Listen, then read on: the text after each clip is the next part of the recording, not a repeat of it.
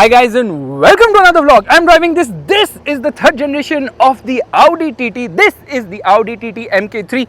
This is the S line, which is producing twice the output when compared to the stock car, because this car has been tuned by Venom Performance. So you can click in the description or on the pinned comment to go to their profile and see so many tuned cars from them, which are absolutely crazy. Coming to the car, well, this is the third generation or the final edition of the Audi TT because it has been discontinued. Let's straight away open the engine bay, and my goodness, look at this air intake with the performance filter, which is crazy.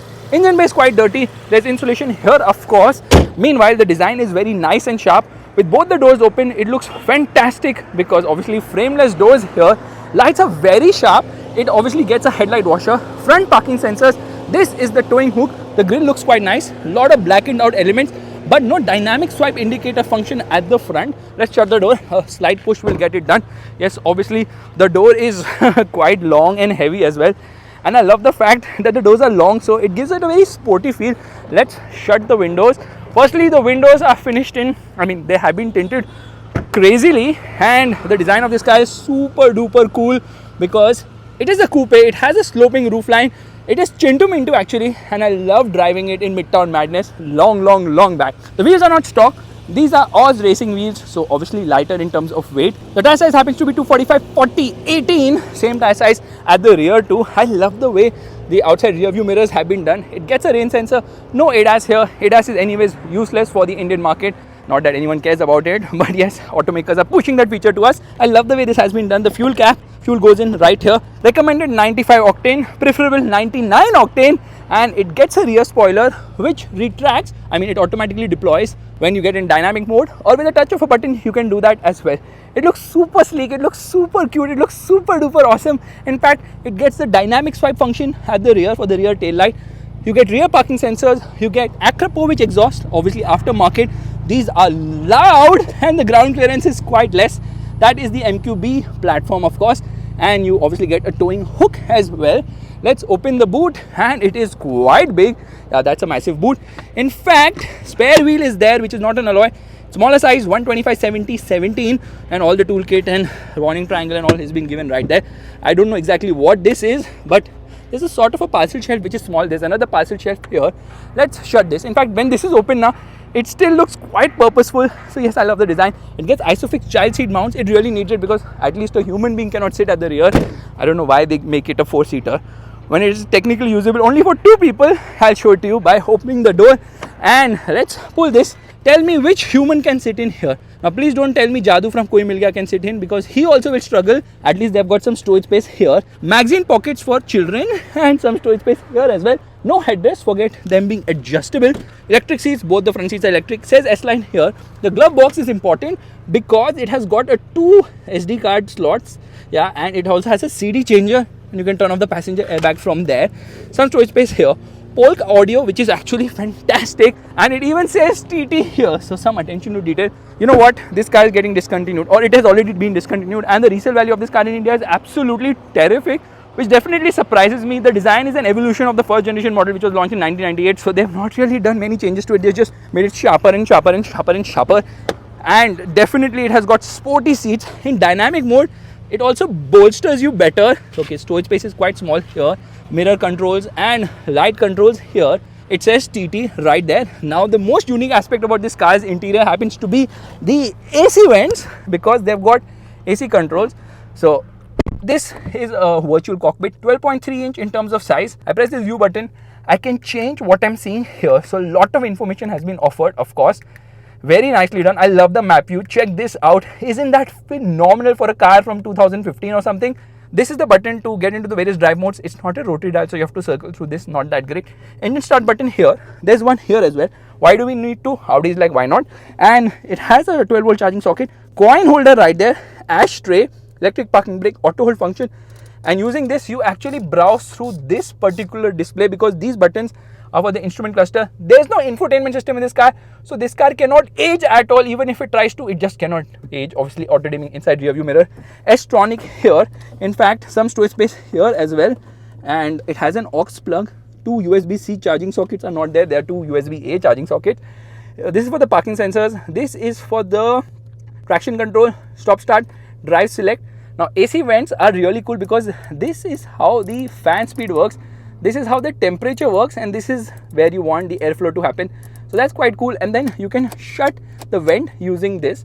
So it is absolutely phenomenal because this car does not have a screen. So when we get into reverse, we realize that it has reverse parking sensors. It does not have a reverse parking camera at all. Quite shocking and surprising, but easy buttons to navigate through. No touch bullshit in this car, which is really nice. I love this screen. It is so good. Maybe a heads-up display would be a nice addition. The horn. Let's open the window and honk.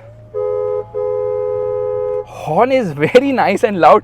The interior is quite sporty. It even says Quattro here, just in case you forget which car you are in. But it is all about the driving experience. Let me rev it. Oh my goodness. It sounds so good. And then you have a lot of things to browse through because everything which is there in the infotainment system has been given right here to just make it easier. And that actually makes me want to listen to some audio. So I'm just going to come here, browse through this, and now let's listen.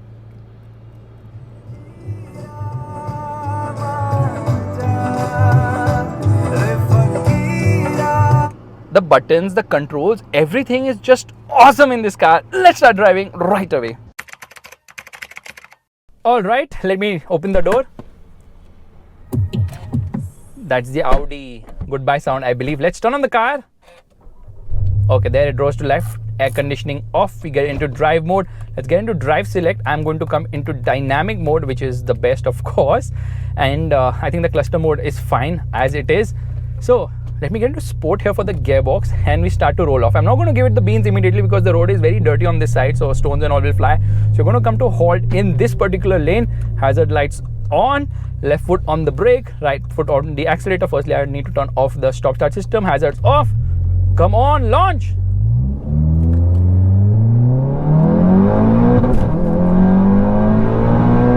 Absolutely bonkers, man. Redline is coming in at around 7,500 RPM. That is the kind of grunt it has.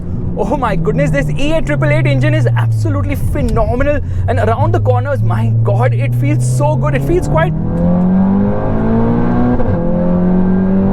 7,500 RPM Redline is unfreaking believable. Yes, it is on the lighter side. This car does feel light. It's actually 50 kgs lighter when compared to the second generation model. So this is powered by the same... Oh my god, the pops and all, they are just so amazing. So I have to shut up as soon as the car crosses the mid-range. Firstly, it doesn't really launch aggressively simply because this is a dual clutch automatic gearbox, the DSG, which obviously has its flaws in terms of it cannot put all that power down lower end of the rev range because they have programmed it in a way in order to prevent the gearbox from blowing. So that's the reason it doesn't put out all that power. But my goodness, once it crosses 4,500 RPM, it's a different animal altogether. So this is the 45 TFSI. It's a 2-liter turbocharged petrol engine which produces 230 horsepower in stock form, and the torque output in stock form again happens to be 370 Newton meters. Does that remind you of some car? Yes, the Octavia RS 230 produces the same output as this particular car, the Audi TT, going from 0 to 100 kilometers per hour in around 5.8 seconds, which is decently quick. And then obviously it feels quite nimble and easy to drive around the corners. The steering has decent weight. It's a bit numb, but come on. Manual mode now, so it didn't give me a... Holy moly, what the fluff is this? Absolutely crazy performance because this car is running a stage 3 tune resulting in double the output. What does double the output exactly mean? Well, it's producing 480 horsepower and 615 Newton meters of torque, which is more than double the output, and that's the reason this car is unbelievably quick. I think it will go from 0 to 100 kilometers per hour in under 4 seconds, but the quarter mile comes in 11.35 seconds, which is blisteringly quick. That car also has a turbo. This car also has a turbo, but the turbo here is in another level altogether because the kind of performance here will blow your mind. It just is so freaking quick. So what are the changes? First and foremost, it has an updated intercooler, a bigger turbocharger. It has got a stage 3 remap. It's also got air intake, which is bigger air intake, performance air filter. It has got exhaust at the rear, Ackerpovich exhaust with a 3-inch downpipe. It has also got updated spark plugs, and it also has a high pressure fuel pump. So all these changes have made this car go absolutely freaking bonkers. Freak, man, what an engine, what performance. This is the E888, which we all love for multiple reasons, but they could have given it more than 500 horsepower as well, but they did not for a reason, because this engine block is the same as the one in the Golf GTI and the Octavia RS 245 and the likes, not the same as the Cupra R or the S3 or even the Golf R, because they have the same E888 engine. However, the state of tune is also very different, but the internals are very different. So this car is running a stock gearbox and stock internals as well, and that's the reason it cannot be taken even further in terms of power. But for stock internals, this car is mind-blowingly quick. So we're going to launch it again here. Let's come into sport mode. Doesn't launch, yaar.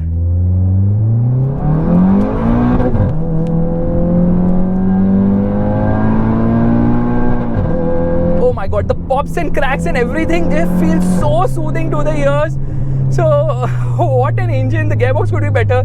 So this is the Audi TT. They have a TTS as well with the same engine and a high state of tune, 310 PS of power. That car obviously is faster, but then they have the TT RS, which does not use this engine. It uses a 2.5 liter 5-cylinder engine, which is another level, because the performance there will blow your mind. It produces 400 horsepower and around 480 Newton meters of torque. But this car is producing more than all of that, and it is mind-blowing. So that one has a 7-speed S-tronic gearbox. This is a 6-speed dual-clutch automatic gearbox, which is fast switch shift. So suspension is not overly stiff, so it doesn't feel very jarry or uncomfortable as such.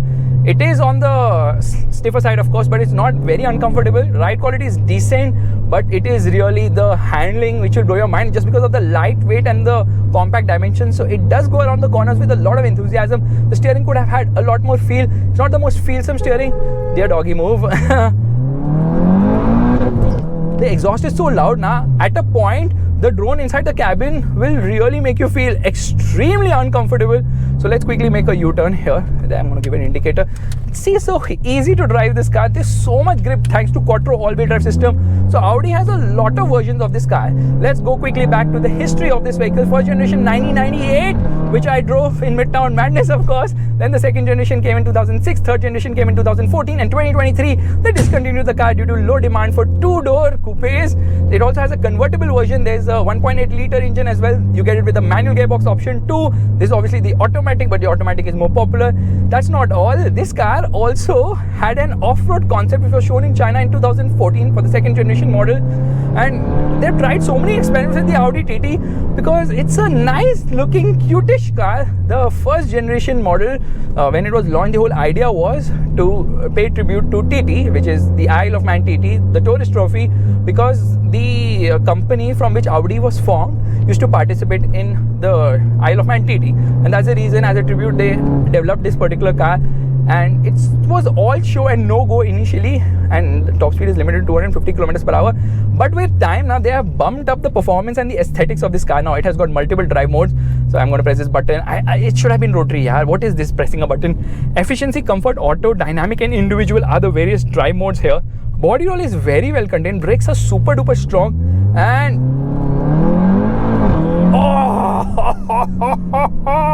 what crazy performance! I love it!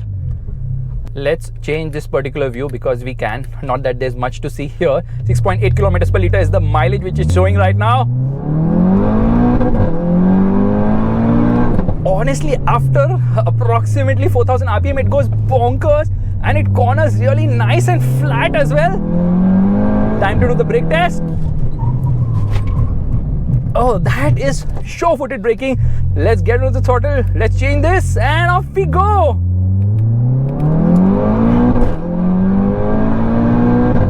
The performance is so good now, it really pushes you back into the seat. You know, Audi is obviously associated with Marvel. So this car was actually driven by Spider-Man. Yes, Peter Parker drove it in Spider-Man Homecoming as well. So as I see it, it's an absolutely phenomenal car. Very much fun to drive.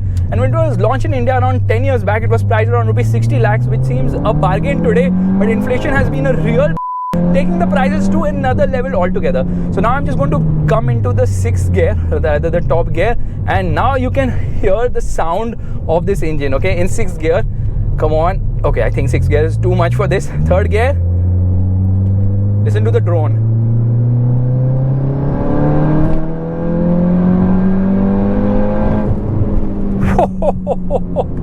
it sounds quite loud. It does sound very loud and very drony as such. So till a point you enjoy it, and then it kind of gives you a headache as well. So that is how loud the exhaust is. So you have to be a bit careful in terms of carrying earplugs if you aren't really comfortable. Oh my god, look at the exhaust is just unfreaking believable.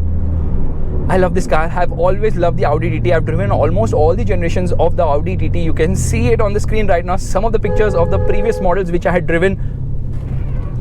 Our tires making some sort of sound as well. Now in a higher gear, there is a lot of turbo lag. It feels kind of dead lower down, but then slowly it starts to build up.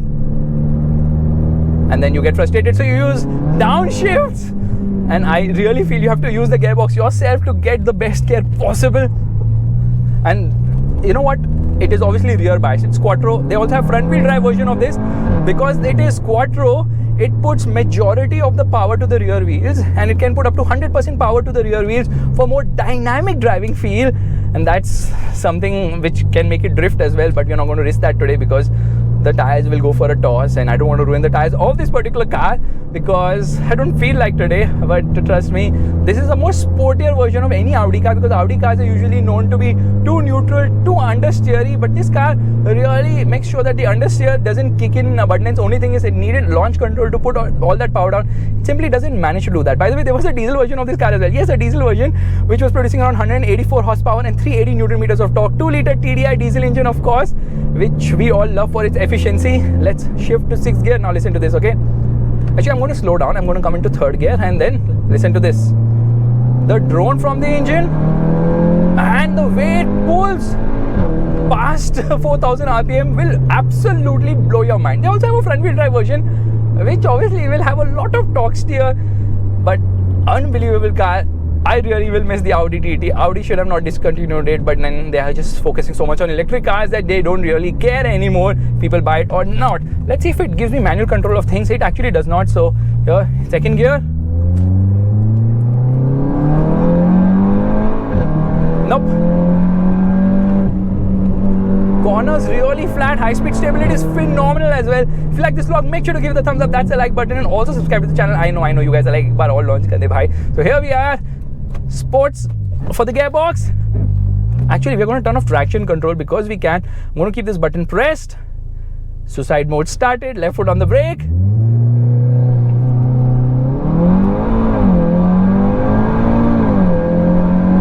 Now it feels so much better. Trust me, with traction control off, it's able to put all that power down. Otherwise, it's just like wondering what is happening. It doesn't put the power down properly with traction control on. With traction control off, I think it kind of feels like a launch control. So definitely feels faster with the traction control off, and doesn't do wheel spin because obviously it has got quattro all-wheel drive system, which ensures that it's able to put all that power down nice and well.